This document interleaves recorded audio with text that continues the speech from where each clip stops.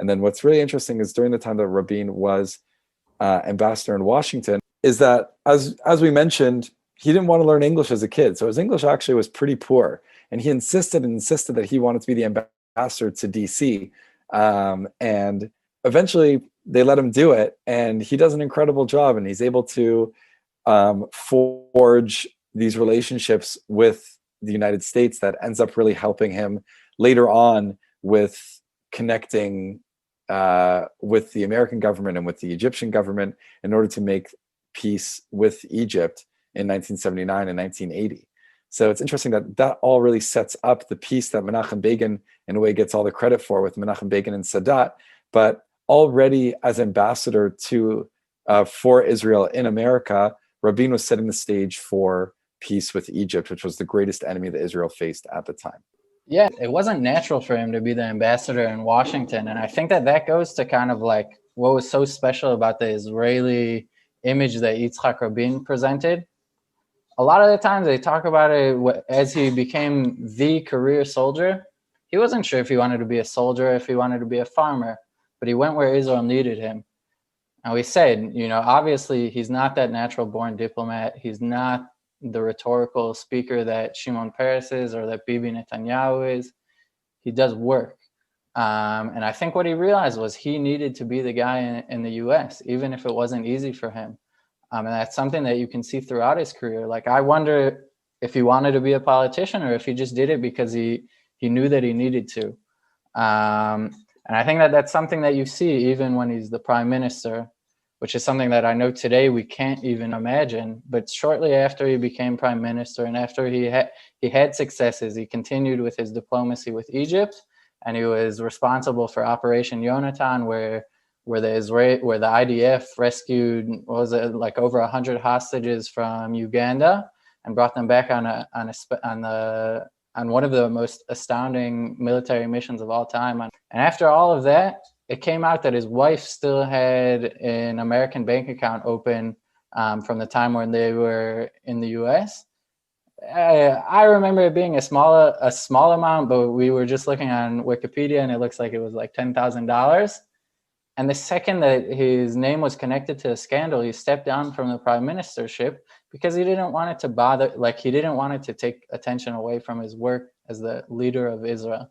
Can you imagine that? A leader of Israel stepping down when his name and his honor is not convicted or anything like that, when it's questioned because he didn't want to distract from what's going on. It's hard to imagine that living in the background that we're living in today. I think $10,000 is the same amount that Sarah Netanyahu spends on pistachio ice cream every year or something like that. But that's besides the point. Right. And it's like, just hearing this stuff, it's like sad. I kind of wish he had continued being prime minister because I feel like Israel would be a better place. But I'm just so full of admiration from someone who was principled even in the biggest stage. I feel like back in the day, we thought that was the way a prime minister should be.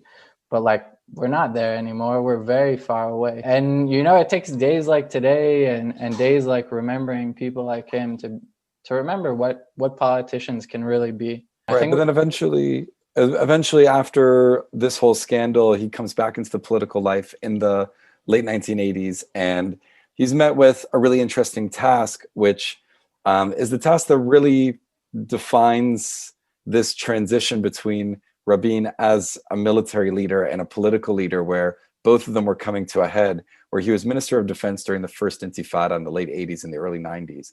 And during that time, there's this huge civil unrest, one like that had never been seen before in Israel, where you have bus bombings, you have stones being thrown at cars, and really the first uprising, the First Intifada, is taking place.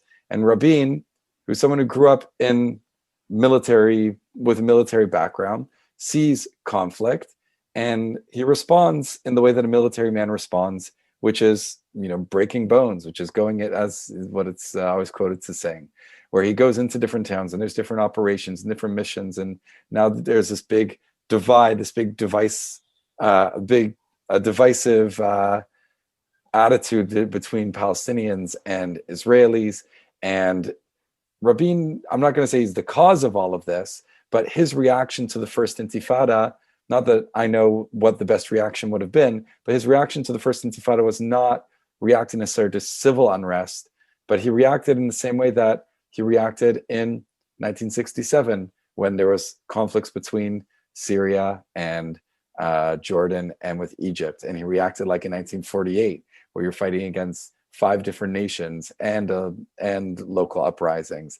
And it wasn't necessarily the best way to respond in this situation. Right. He responded to civil violence. It was violence, but he responded to it with military violence, which was what he knew from previously. I think when we were talking yesterday, one of the things that you said was it's understandable that he was reacting that way after his history, but like that's not the attitude that you need to make peace. That's not the attitude that you need to overcome the differences that were being shown during the First Intifada, right? Like something was coming out of the Palestinians, a feeling of frustration. And the way that Rabin reacted, in your opinion, and I totally agree with you here, is that it was unacceptable. Not unacceptable in that he was a bad person for doing it. It was the wrong way to react, even though it's very easy to understand why he would react that way with the history that he had as a military general. Look, and obviously we're looking at this with great, great, great hindsight and see the First Intifada as First Intifada, knowing that later on there's going to be a second uprising that's going to be even more deadly and all the things that happen to come. But in a way, if the reaction might have been better, not that we're blaming the victim in a way of the Intifada, which was also the Israeli people. We're not saying that the Palestinians were the only victim, that Israelis were also victims in the First Intifada with tens of Israeli soldiers that were let's kidnapped. make this very clear. We are not saying that Israelis were not victims. 100%. We are critically Zionist, but we are Zionists, and we believe that Israelis were victims. I don't want to get into anything more than that, but we're trying to understand, both sides are in a frustrating place. Palestinians are reacting violently to genuine frustration, but that violence is affecting Israelis, and Israelis deserve the right to defend themselves. It's just a really hard situation because that's what Israel is. And had there been some sort of civil solution to the civil unrest as opposed to civil unrest leading to a military solution, maybe there could have been something that would have come out of this that would have led to different things.